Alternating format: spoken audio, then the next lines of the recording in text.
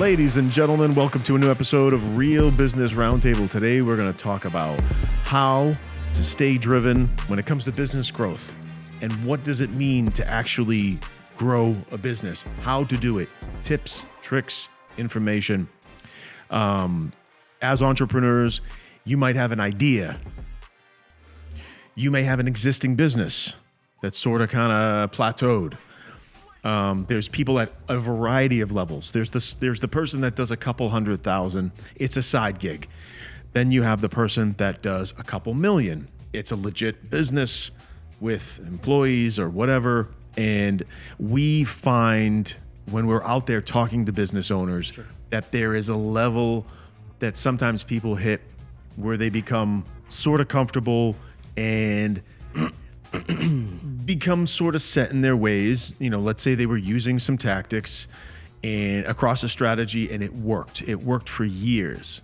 But the train is always moving with or without you. Remember that? And that thing or those things behind that would be technology, processes, practices, best practices. What is a more modern way of doing things? And if that modern thing has a big impact on your success level, you could see those numbers dwindle. So it's always important to stay on top of those industry changes, stay competitive. If you hit a certain level of sales, say it's 10 million, don't kick back. I'm just going to be thirsty for the whole fucking thing. I can't, like anything I do. Don't kick back. Yakub was drinking and he has I'm not allowed to drink water. I'm not, like, I have to. It just sounds like something else. But like to someone drinking water. Let's focus. Let's focus. Okay, wait. I wanted. I totally lost my train of thought. Yeah, I want to step back for a second. Yeah. You say, you know, the train is still moving. It's not going to stop. Now that when we say that, we're talking about the industry. So no matter whatever industry you're in, it could be tech, home improvement, real estate, like finance, whatever it is. There's always going to be someone or something moving that train. Oh, yeah. And you want to make sure that you stay on top of that.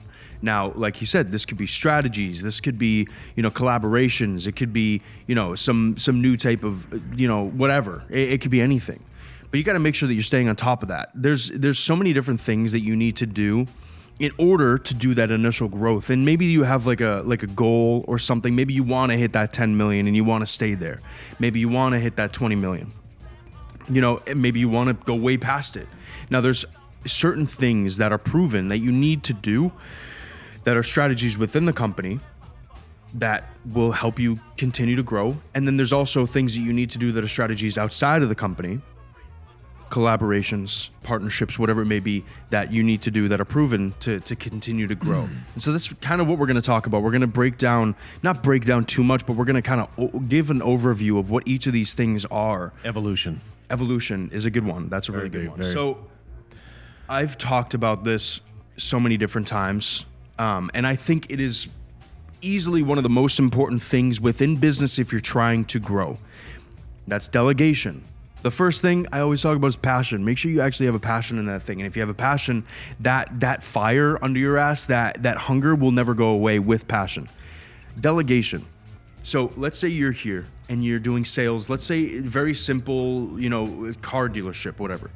You're selling. You can only get to a certain point of sales, right? You want to grow.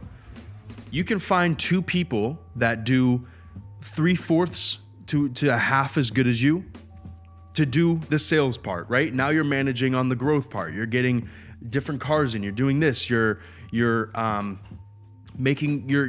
working on different sides of the business on the growth piece, making sure that you're working on making sure that the sales keep funneling in, making sure that you're growing your digital landscape. If you're like a home improvement company and you want to make sure your online visibility is better, you're doing that in order to push more sales to your salespeople. You're going out and you're doing the roof and you're installing. All of a sudden you got to delegate. You got to hire more people who can do maybe 3/4 as good as you, or maybe even as good as you, half as good as you. You hire 4 people as your installer team. And now you have sales and you have installers, and now you're sitting back and you're making sure that all these people are fed. There's jobs coming in. Your online looks good. Your everything else within the business, all the moving pieces are good. That is a very basic form of delegation. If you, only you, if let's say there's a company that's delegating, and then there's you, and you're growing and you want to hit that, you want to go do better than the other company, you're going, you can only reach a certain point. You're going to hit a fucking plateau, and it's never going to end. There's just so much you can do. It's never going to end. But that other team who's delegating and they're hiring the right people and they're doing the right things, they're going to hit the roof. They're going to go flying. They're going to go to the stars. This could be used in any industry. You need to delegate in order to make sure that that is a critical piece of growing. 100%. No one can tell me otherwise. Yeah, no, I agree. There's this belief by typically super small, when they're just starting out and the business is just 1 or 2 people. Let's say 1 person. It's a solopreneurship.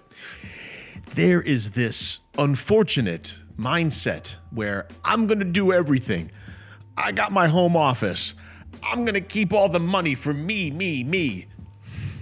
Fucking Gollum. Listen to me, you fucking idiot. Listen, if you multiply, you have to take my word for it. You're, this crazy guy's talking shit. No. Listen to me clear and slow. He talks really fast. Sorry. There's a thing called leveraged income. Ooh. If you hire people to do a variety of pieces of work, pieces of labor, execute, if you hire multiple people that can do different bits and pieces of a grand scale of work, you, sir, ma'am, can benefit from leveraged income. Yes, I'm inspired by Powdered Toast Man. Shout out to Powdered Toast Man. Listen to me clearly and slow. At face value, it may seem like it's worth it to do everything yourself and save money. But at the net result is going to be you overworked, you not having enough time to do anything, you not having enough time to answer the fucking phone from your customer. What, you're saving that money, right? No, you are acting like Gollum from Lord of the Rings. It's ours. That is an unfortunate situation. Yeah. You are going to spin yourself into this zero-sum game where nothing's going to happen and you're not going to progress. Take advantage of leveraged income by hiring a team and delegating all the pieces. Hire the people that are really effing good at different pieces of what you do. And here's the thing, this is in relation to being driven for growth because you're holding yourself back. You're in your little safe zone, but you're only doing very small numbers, and you hold yourself back like a governor on an engine. So say someone gets in trouble for speeding. They put a governor on the engine so you can't go over 50 miles an hour. You're putting a governor on yourself. So try to, as you grow, you make a little extra revenue, hire some people. Make a little extra revenue, hire another talent, and delegate. When you spread out and you delegate within your business, it gives you more time to work on the business versus in the business, which is the ultimate peak. And I myself am guilty of working in the business. I just enjoy it.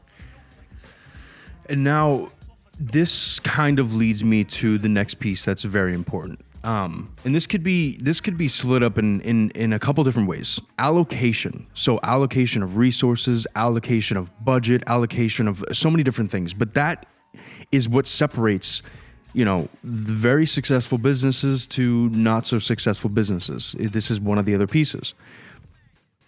If you have a team and a big piece of that team is marketing, you got to make sure you're marketing that shit right. It is very important to have someone in-house who can help you guide you in the right direction, right? It's always important to have that. But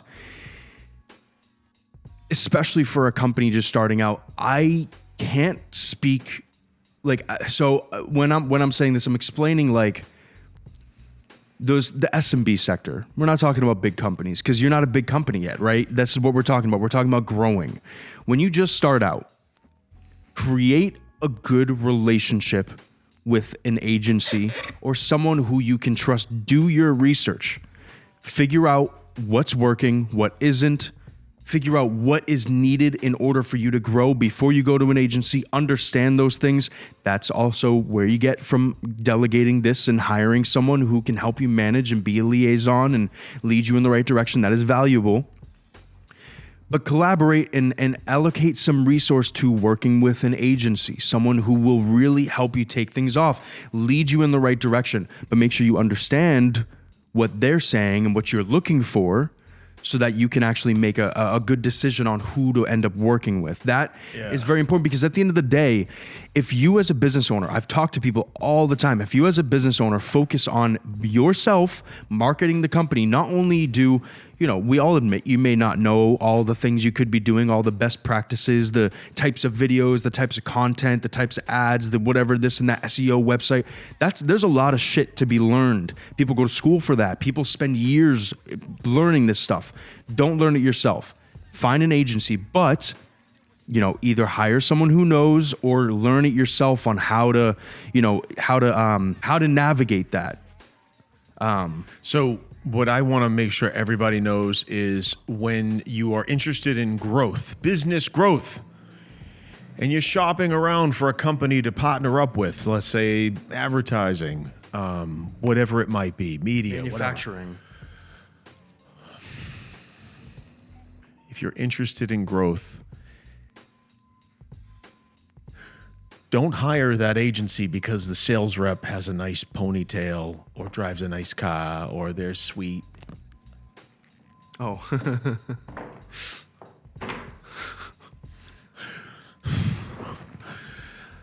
Look at their track record of actually driving revenue, which is the reason why you're hiring. Do your research. Learn. What is going on? The stories I hear, we just talked to somebody. They're like, yeah, I think we might be going with XYZ. And I'm like, I try to keep my cool. There's nothing wrong. Wait a minute. We have competitors. We have competitors that are flashback. He's going, oh my God. We have competitors that are really, they're good at what they do. They're good at what they do. But when Yeah. somebody says a name that I know, we're not the best. Not the best. I know that there's some issues. And that very reason why we're even having this conversation won't be delivered by them. I can assure you that. I had to calculate how to respond to this, and I was very surprised. And I said, "Well, what made you go in that direction? I'm just shits and giggles. I want to know. Tell me." Their response was, "Well, the sales rep's really nice, and they were very convincing."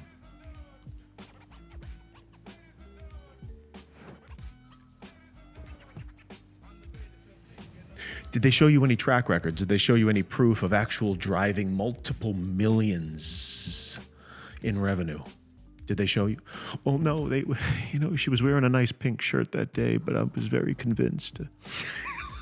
Are you hoping to get a date with this person? What is the reason you are putting the entire company's organs on the table ready to get chopped off because you have a crush on the sales rep?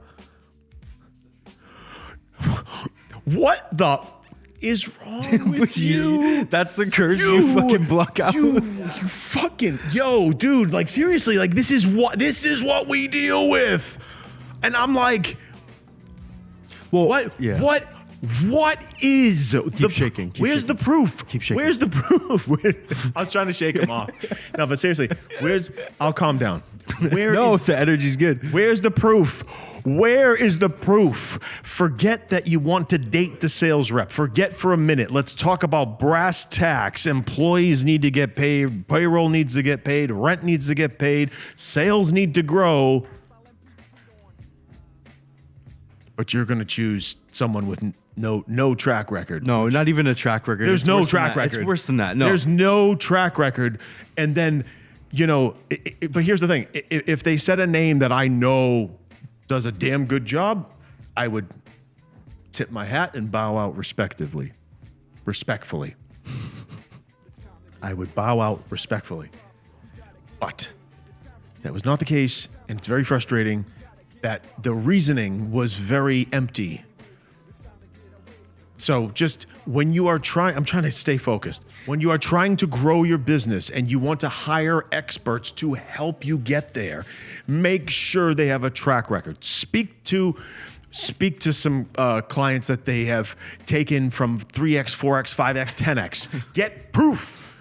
The way I had an interesting thought that makes a lot of sense. The way that I look at growing a business from the initial, times and the initial, processes, whatever, it's all about becoming an expert in your field, which you already should be, but becoming an expert at doing all these things that you're going to allocate and delegate. Like, for example, the sales, very, very basic example is sales of your business. How to sell your business. You have to become a phenomenal teacher. Because if you're not a good teacher of that thing and all these delegated parts, you're not going to be able to teach them to be as good as you were. So one big piece of growing is making sure that you're a good teacher. Make sure that when you hire these people and you're doing all these things and you're growing, you're not growing too fast where you almost outpace yourself. I've seen this happen. Yeah. And the reason why I'm tying it into being a teacher is because that almost slows you down a little bit. It's okay, this piece, I got to understand this piece. I got to make sure that this piece is good. It's my business. I got to make sure that this is a well-oiled machine. It's going, it's good. I understand it. I can teach it. It's good. Good. Other side, same exact thing. But you got to make sure that you are maintaining, you're hiring the right people, you're allocating the right resources to help maintain the growth. Hiring someone for finances, bookkeeper, hiring someone for this, for that, whatever it is, you got to make sure that you're on top of everything within your business. If you're not, I've seen people grow very, very fast, and that is usually the demise of their business. That's one big thing. I kind of mixed in two different things of keeping up with yourself and being a teacher. Being a teacher is very important because whoever you hire, you got to make sure that you can teach them to be as good as you or almost as good as you. That's very important. People should know that. But this kind of leads me into the collaboration piece of all this. And this is not a necessity within business. This is almost an add-on. It's an add-on. So I'll give you an example. So for when we grow businesses, because that's what we do, we collaborate with some of the best talent, the best technologies, the best things that are available in the space, the best of the best of the best that can move the needle as fast and as efficiently as possible, because all we want to focus on for our projects is growth. That is it. Yes, having good-looking content, nice color palette content, good, okay. But it's pointless if nobody sees it. So we want to drive growth, and it's pointless if it's actually not moving that needle when it comes to sales. But when it comes to collaboration, you should be open-minded to collaborating with different talents and different groups, because there's a chance that there is someone on a higher scale and who has access and he has the experience and connections and network that you might not have. As long as it aligns with what you're doing, then it works really well. Be open-minded to collaborate with others. Play nice in the playground, so to speak. Like when you were a kid, play nice. Someone kicks the ball, you kick the ball back. In other words, network. Don't be such a closed off. Yeah. Like there was one time, I'll tell you, there was one time that this guy created a super fast software that sat on a website, and it was revolutionary. I was friends with one of the founders. The engineer who built this was so closed off, so negative. I got on a conference call with him and I was like, there's no way I'm collaborating with this person. They were extremely self-serving. Me. Wait, oh, no. This is about us. We are in the sandbox. I'm kicking the dinosaur toy to you. You kick the dinosaur toy back and we play nicey nice. Give me my Kool-Aid.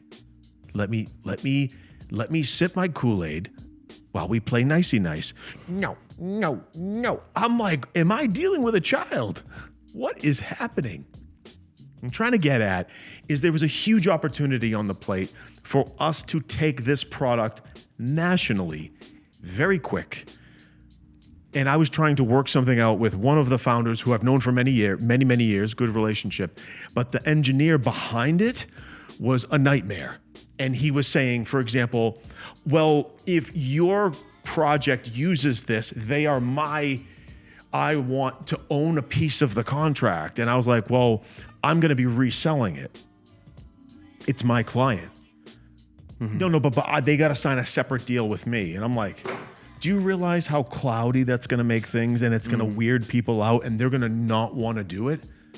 No, those are my clients. And I was like, but I am your reseller. I will move this product for you. So what I'm trying to get at in relation to what Jake said is collaboration most of the time can be a very, very beneficial thing, especially if they're going to benefit you through distribution. Remember that distribution means you just kind of kick back, provide what you do, and you get sales coming in. As long as you provide a good product, embrace distribution, embrace those partnerships. Don't be hard to deal with. Don't be negative. Play ball, play nicey nice on the playground. Yeah, it's all about networking as well, making sure that you're actually staying on top. You're meeting with people because you never know who you're going to meet. One day you could meet someone who could take your business to a completely new level that you don't even know about. Something aligns there and it works out. We've been there. We've met people like that, and it's pretty cool. The last piece is evolution. So evolution is very simply put, there are new opportunities and new strategies and new things that you can do with your business that will keep you up to date. You don't want to become a dinosaur. You don't want to stay back while other businesses are evolving. You know, there's so many different new formats, strategies, things that you can do, and you never want to fall behind. How do you do this? That I don't know, but you just got to stay on top of, that when you meet people, you go on social media, you see how competitors are doing this, you see how, this is different over here, and you're keeping an eye out. Oh, there was a new announcement from a supplier manufacturer. Oh, this and that, whatever it may be. People are talking about it, right? And people are doing it. And as long as you're paying attention to your market, your industry, your whatever it is, you can stay on top of the evolution. And then as long as you have delegated the right people within your business, you can rely on those people to find out how to do that evolution and find out how to, stay on top of the game. So all of this ties in. All of it ties in. Evolution being the last piece. Don't turn into a dinosaur. Stay on top of the game. Yeah, so evolution is very, very, very important. Don't get stuck in your ways. Even though things have worked for you in the past in a certain pattern, keep your eyes and ears open and stay on top of what changes are being made, okay?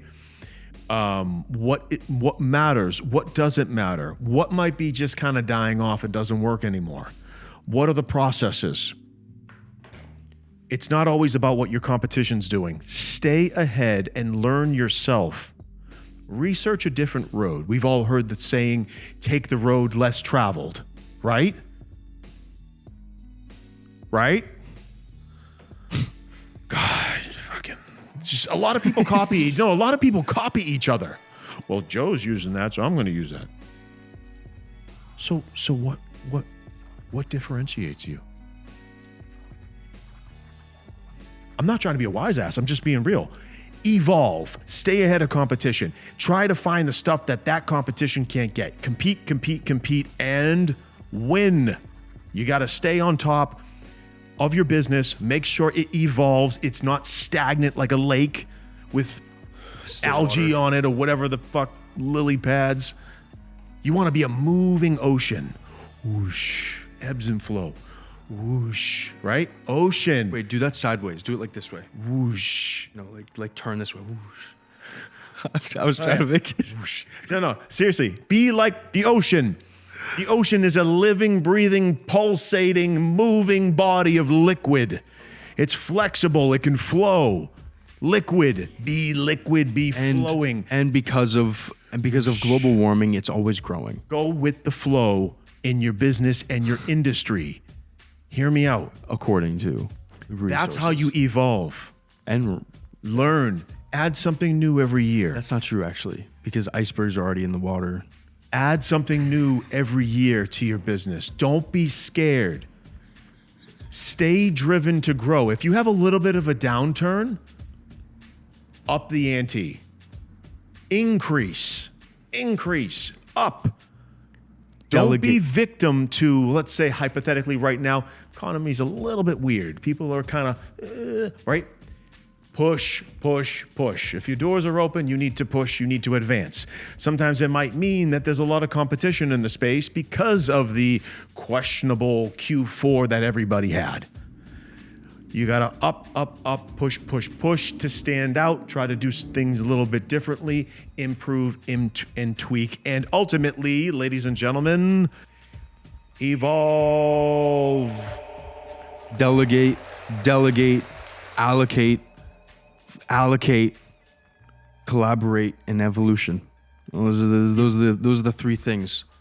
I wanted more energy behind that. Evolverate. That's not a word. That's not a word. No, it is a word. We're creating it. Delegate, allocate, collaborate, elevate. See you next time. Elevate. You can't elevate. You can't elevate unless you delegate, allocate, collaborate, and evolve. Thank you so much for joining us today on Real Business Roundtable. I hope you enjoyed today's episode. Please like, subscribe, turn on post notifications to get notified every single time we post an episode. Peace out. See you next time.